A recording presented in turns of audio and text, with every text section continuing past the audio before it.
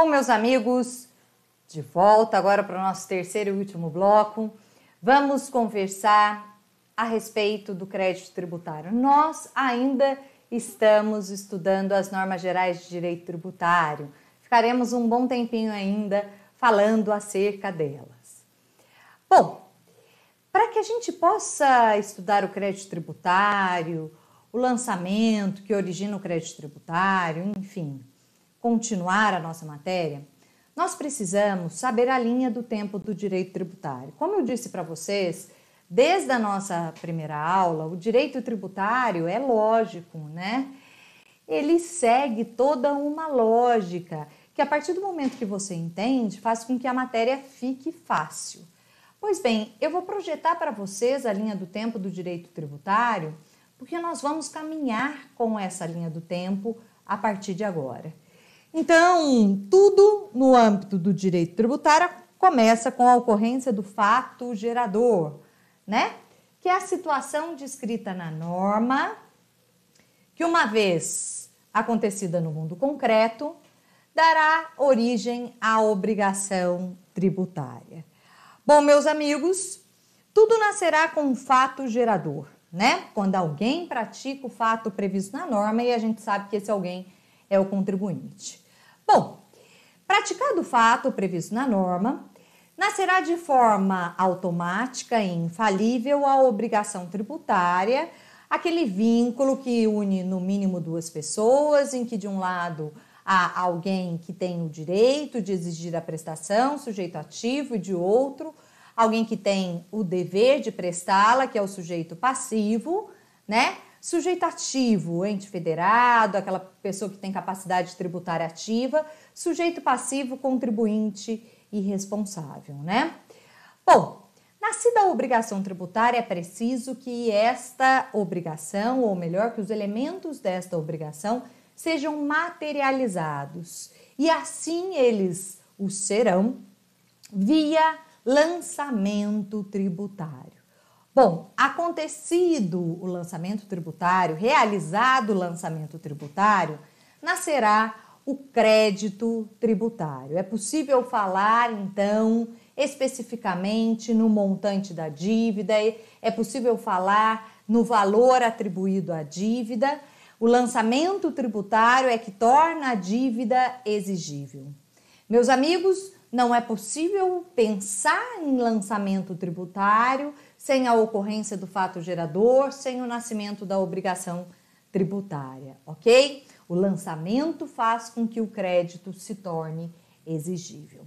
Muito bem, nós vamos estudar agora o lançamento e o crédito tributário. Na verdade, quero começar falando para vocês acerca do artigo 139 do Código Tributário Nacional, que trata do crédito tributário, que inicia, né, a parte relativa ao crédito tributário, de modo que, vejam, lá está escrito que o crédito tributário decorre da obrigação tributária principal e tem a mesma natureza desta.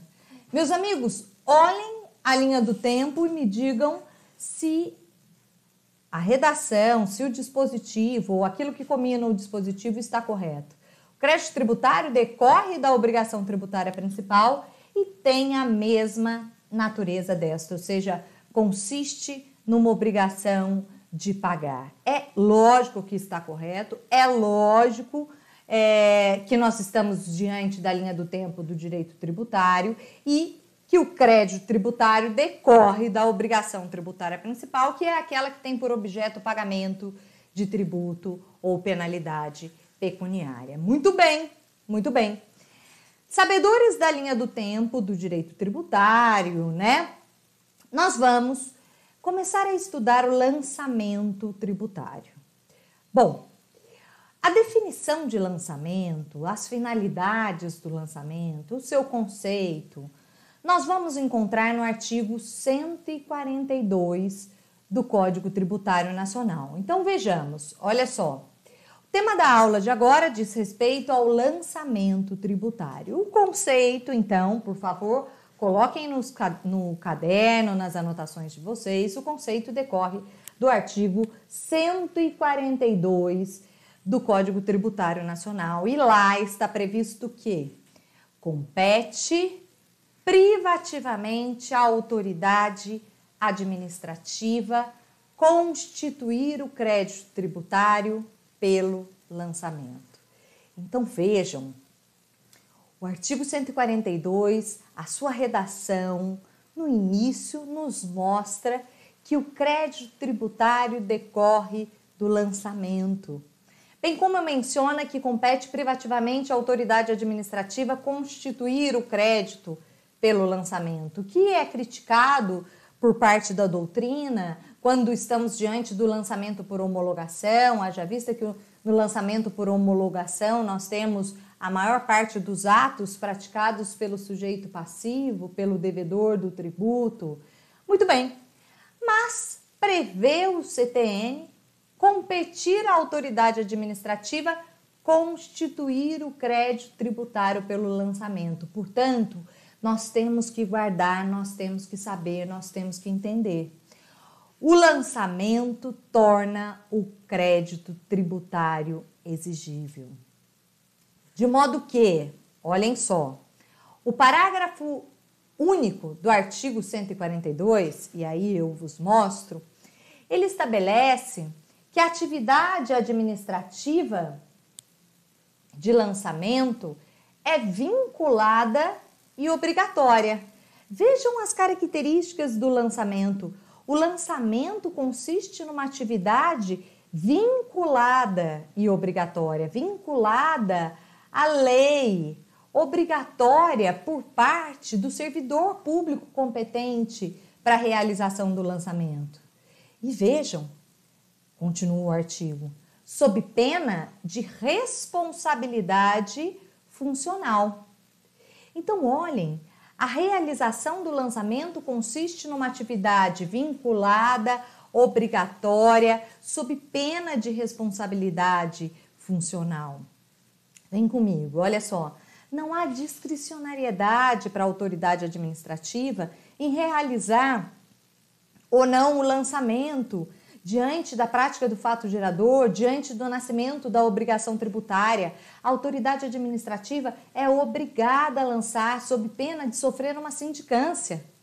A circunstância do lançamento consistir numa atividade vinculada, obrigatória, sob pena de responsabilidade funcional, aparece não só no artigo 142, parágrafo único do CTN, como também aparece no artigo 3º do Código Tributário Nacional, lá no último elemento da definição de tributo, que o tributo é cobrado mediante atividade administrativa plenamente vinculada, artigo 3º, e também no artigo 141 do Código Tributário Nacional. Lá está escrito sob pena de responsabilidade funcional por parte da autoridade administrativa que não realiza a cobrança do tributo.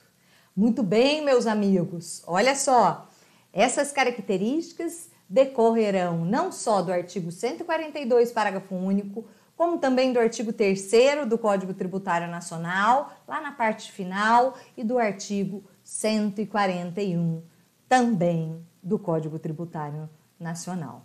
Mas vejam,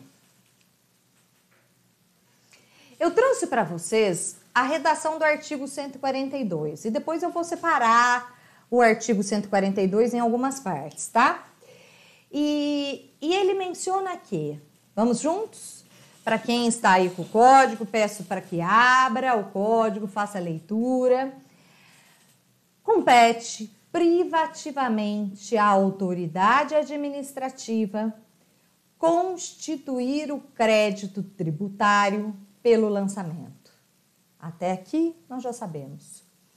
Assim entendido, vejam bem, meus amigos, o procedimento administrativo tendente a verificar a ocorrência do fato gerador, da obrigação correspondente, determinar a matéria tributável,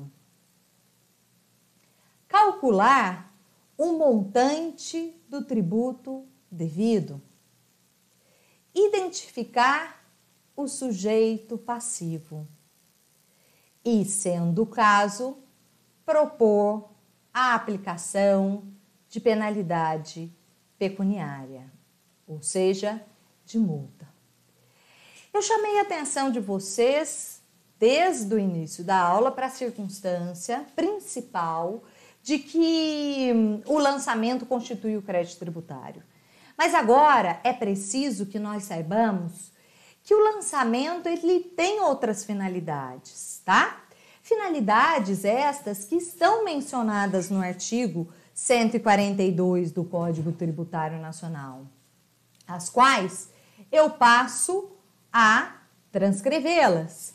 Então, compete ao lançamento 1. Verificar a ocorrência do fato gerador. Ora, a autoridade administrativa, para constituir o crédito tributário, ela precisará verificar se de fato ocorreu o fato gerador, se ocorreu o fato descrito na hipótese de incidência, né? Se ocorreu o fato imponível. 2. O lançamento servirá para determinar a matéria tributável. Pois bem, diante de qual tributo nós estamos? IPVA, estamos diante do IPTU, enfim. O lançamento precisa nos trazer essa informação, determinar a matéria tributável. Mas ele serve para calcular o montante do tributo, ou seja, para dizer, olha só, para demonstrar qual é o valor da dívida, né? Se 100, se 200, se 300 reais. Mas mais que isso, o lançamento serve também para identificar o sujeito passivo, identificar o devedor do tributo, ok? E por fim, será no lançamento que será proposta eventual penalidade. Penalidade decorrente do não pagamento de um tributo, penalidade decorrente do descumprimento de uma obrigação acessória. Certo? Então, ele tem 5 finalidades.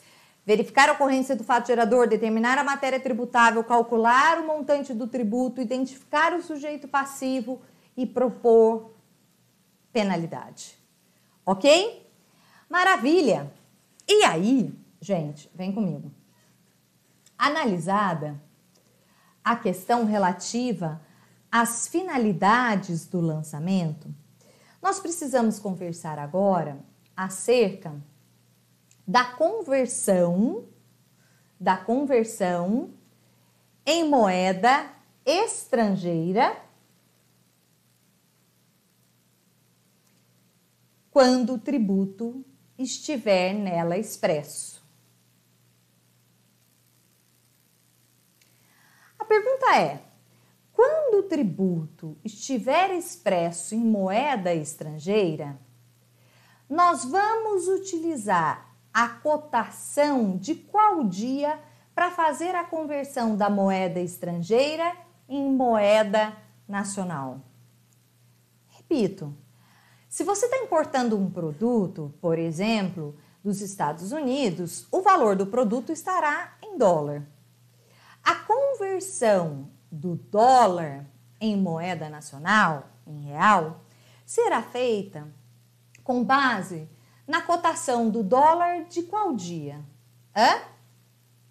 Do momento da ocorrência do fato gerador ou do momento do lançamento? Vejamos aqui, olha, a linha do tempo do direito tributário. Nós vamos aplicar a cotação de qual momento? A resposta a essa pergunta está no artigo 143 do CTN, o qual combina que, salvo disposição de lei em contrário, quando o valor tributário estiver expresso em moeda estrangeira, no lançamento, far-se-á a sua conversão em moeda nacional ao câmbio do dia da ocorrência do fato gerador da obrigação.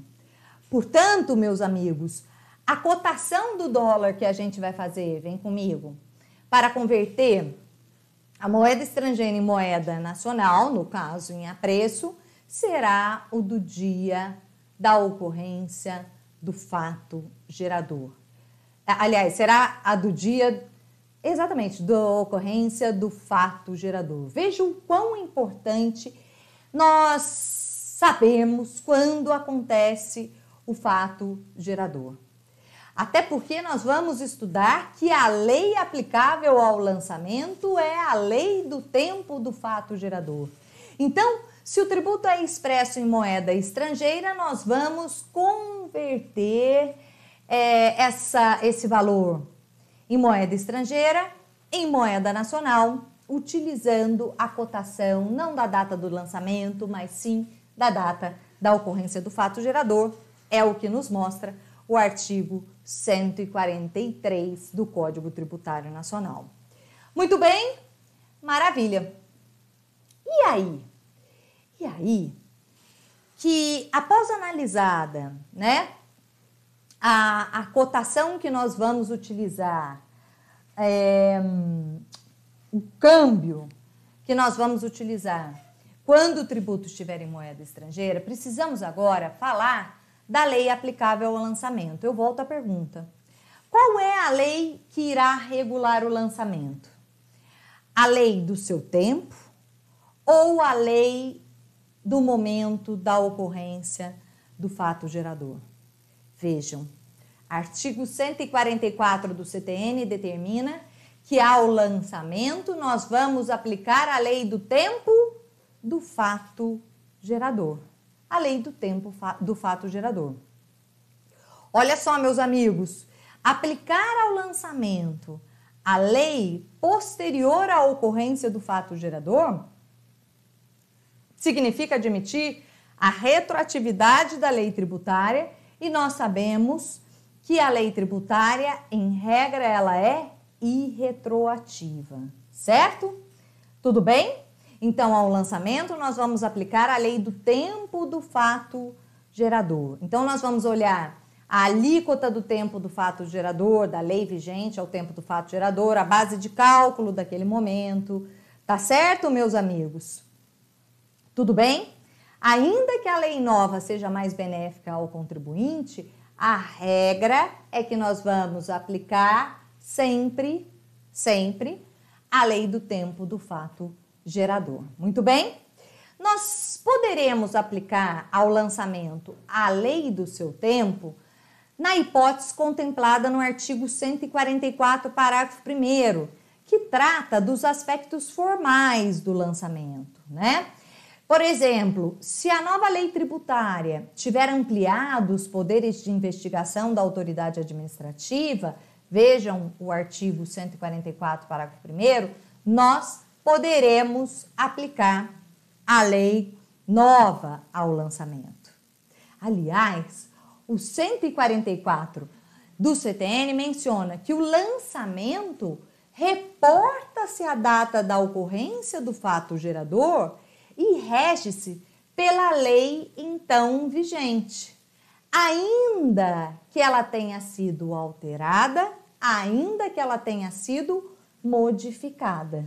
Muito bem, meus amigos? Muito bem? Tudo bem? Tranquilo? Maravilha. Bom, ao lançamento nós vamos aplicar então a lei do tempo do fato gerador, salvo nas hipóteses contempladas no artigo 144, parágrafo 1º do CTN. E uma vez notificado o sujeito passivo do lançamento, o lançamento só poderá ser alterado nas hipóteses contempladas no artigo 145. Vejam bem, realizado o lançamento, qual é o próximo passo? Notificação do sujeito passivo. Sujeito passivo, ele é notificado do lançamento para pagar, e a regra é que ele tenha 30 dias para efetuar o pagamento da dívida, salvo disposição na legislação em contrário, e também para impugnar. É óbvio, se ele pagar, acontecerá a extinção do crédito tributário, mas ele também é notificado para apresentar a sua insurgência em relação ao lançamento. Pois bem, notificado o sujeito passivo do lançamento, vamos ver, ele somente poderá ser alterado nas hipóteses previstas no artigo 145, especificamente nos 3 incisos do artigo 145.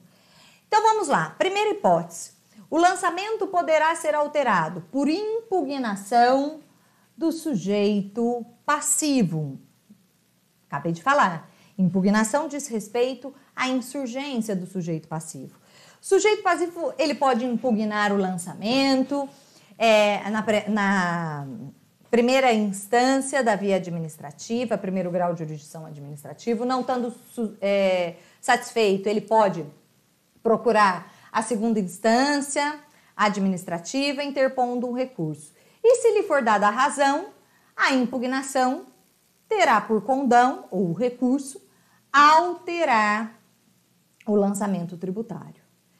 2. Poderá acontecer uma alteração no lançamento, depois de notificado o sujeito passivo, em virtude de recurso de ofício da autoridade administrativa.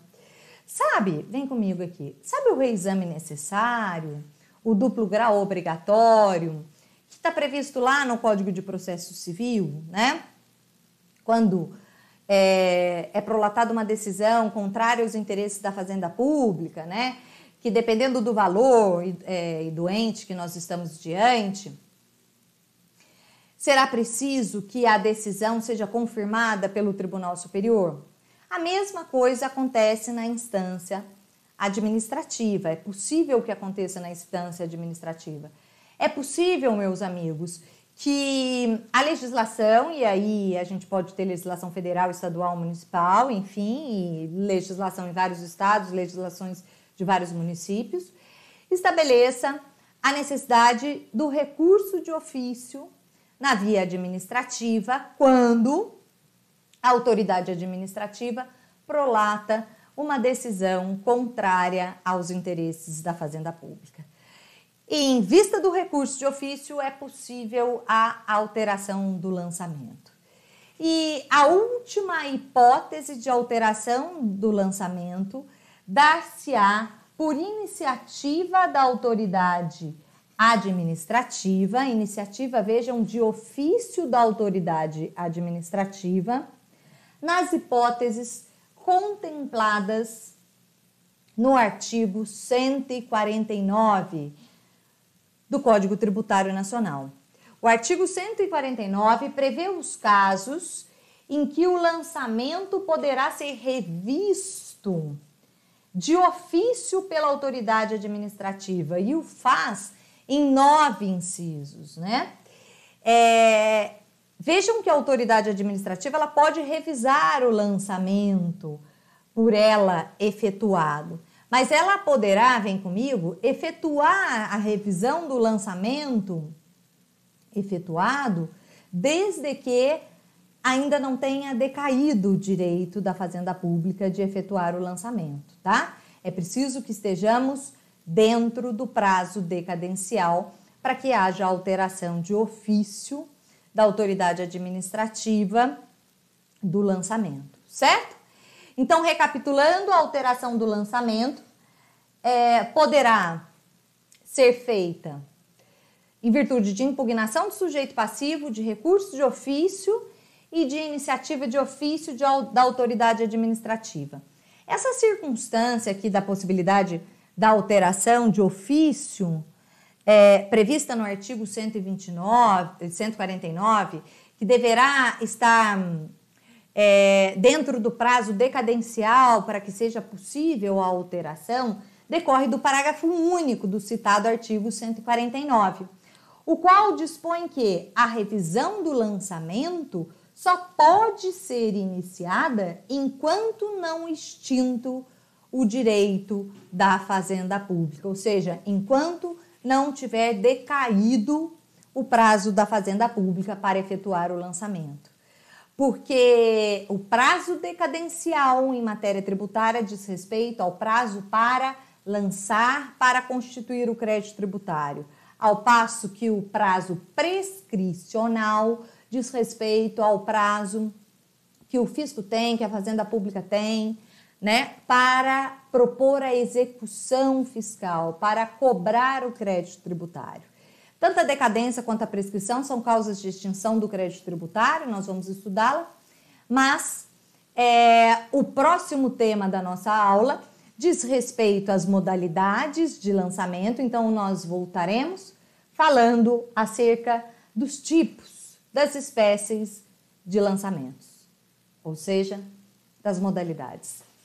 Nos vemos num futuro próximo, não muito distante. Bons estudos, estou à disposição.